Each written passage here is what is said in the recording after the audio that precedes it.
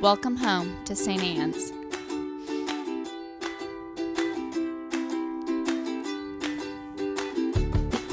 We want you to know that you're welcome to join us at 10 a.m. on Sundays. Please be sure to hit subscribe to receive our sermons. We can't wait to meet you. Am I good? Oh. We have to wait for everything to line up. Well, please be seated if you're here. If you're standing, please be seated. All right, we're good.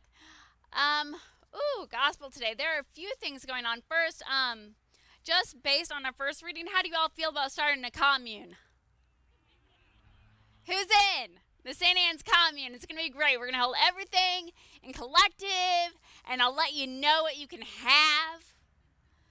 Just make sure you get your tax information to me, and then I'll decide. Joking. Majorly joking. Though when I was in Chicago in graduate school, there was a church in that area that made you send in all your tax information so they could tell you what your giving statement would be for the year. Yeah. You think I couldn't be worse? I could be worse. But there are a couple of things going on here that I do want us to talk about, and that is the importance of the Christian community. And that is so important, and that's what's being alluded to here, is that the early Christians, they were a small group, they were a very scared group, and yet they're trying to do ministry. Sound like anyone you know? That is the Christian church today. It's a small group. For the first time, we're seeing that there are fewer nuns, as we call them, not N-U-N, but N-O-N-E. That there are more people who identify as having no religion at all, as do. And we're seeing churches shrink. That is across Christianity, and frankly across religion in general. And then we had a huge pandemic hit. And so churches which have already been struggling for the last 20 years suddenly were really, really struggling, right? We are a small band. We are a scared band. And yet here we are trying to live out God's call.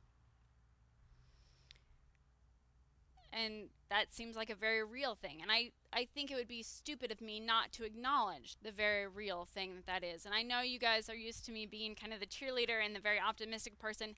And frankly, I am. Because I think that's who we're called to be. I think we are not called to be a huge Rome with all of our fantastic stuff. We are called to be the small band of people supporting one another, worried about the world in which we live, worried about how we're going to proclaim God in a world that we don't understand, and supporting one another and figuring out how, with that support of one another, we can support the larger world. That is who we are called to be. There is no fear in that. There is only a realization that that is our identity. At our best, it has always been our identity. We are not meant to be enormous and have huge screens and huge mega everything, though mega does sound fun. So when I'm ready for Meg's Mega Barn Church, I will get your tax information from you. But that's not who we are. That's not who we are called to be. That is never who we have been called to be. And I want us to go back to this very story of the disciples. Where are they? They're holed up. They're terrified. They're scared. And remember, I told you that John likes to separate us from the Jews, right? So I don't want you to worry. They're just scared, okay? A lot of stuff has happened. It's been traumatic. Where Easter morning for us is glorious because we've got a couple thousand years of awesomeness between then and now. At that time, it wasn't so awesome. They're holed up in a room, terrified and scared. They're scared. Because what if it happens to them next? And Jesus comes in the midst of that terror, and he says what? He doesn't say hi. What does he say to them? peace be with you. He says, peace be with you. And we hear it 3 different times in this reading today. Peace be with you. Now, some of us would think that peace is just the absence of being worried and afraid. So maybe for us, for many of us, we were like, well, that is peaceful. They're holed up by themselves. The doors are locked. They're not getting murdered. That sounds peaceful. But that's not what Jesus says to them. He says, no, peace be with you now. In the midst of your fear and your terror, you are called to go out and do. You're scared, you're terrified, you're afraid, you don't know what's coming tomorrow, but you know what happened a few days ago, and that was pretty awful. But I'm calling you, I'm saying to you, this is how it's supposed to be.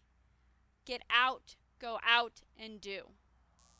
You are called to proclaim in the midst of your fear and your terror. You and I, that is who we are called to be. In the midst of our fear and our terror, when we don't know what to do, we are crippled. The most easy thing to do is look within ourselves. Do a little what I call navel gazing, if you will. But like really kind of obsess about ourselves. Like, oh my God, what if we die? What if the church burns down? What if we run out of money? What if nobody ever comes again? What if? That's where they are. That's frankly where religion is right now for many of us. Oh God, what happens if?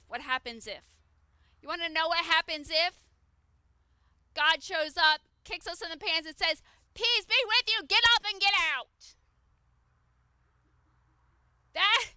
And sometimes it's going to be God bellowing that at us because we're so busy staring at our own belly buttons going, oh my God, that it takes Jesus literally bursting down the doors and saying, get up.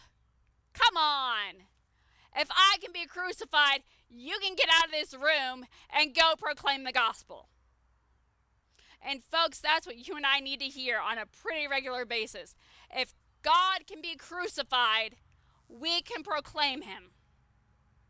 Because guess what? Most of us are not worried about being crucified. We're worried about hitting the mortgage and the budgets and the things that we're worried about, right? We're holed up in our tiny little rooms worried about things. Worried about our things, our stuff, what we are afraid of. And that's not who we're called to be. Peace is not the absence of fear and chaos. It is the realization that something else is more important. We are not called to anything but that. We are called to the realization that some things are more important than the things that you and I worry about on a regular basis. And I get it. I am a classic Midwestern suburban white girl. I get it. I worry about the dumbest things. And I'm not even joking. I worry about, are the grapes on sale this week? Is that a better deal at Sprouts or a better deal at Hy-Vee? Because I don't want to waste my money. I mean, I got other things to do with it, like Starbucks. Okay? These are the things that I worry about. And every once in a while, God has to bust into my world when I'm worried about the dumbest little things and say, seriously, Rhodes, get up, get over it, get out there and do something. And that is what you and I are called to do on this Sunday after Easter when nobody wants to go to church anyway. Let's be real. Nobody's going to church today. Most of the clergy have today off. I don't even know why I'm here. Because I'm not going to be here next week. That's why. But it is time. It is time for us to not live in fear.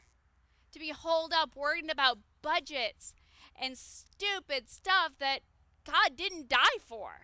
And God certainly didn't get resurrected for. We are called as a people who have been crucified, died, and resurrected to proclaim peace. And so I say to you, peace be with you. Peace be with you. Peace be with you. Now get up. Get out there. We want you to know that you're welcome to join us at 10 a.m. on Sundays. please be sure to hit subscribe to receive our sermons. We can't wait to meet you. Let us stand together and say the words of the nicing.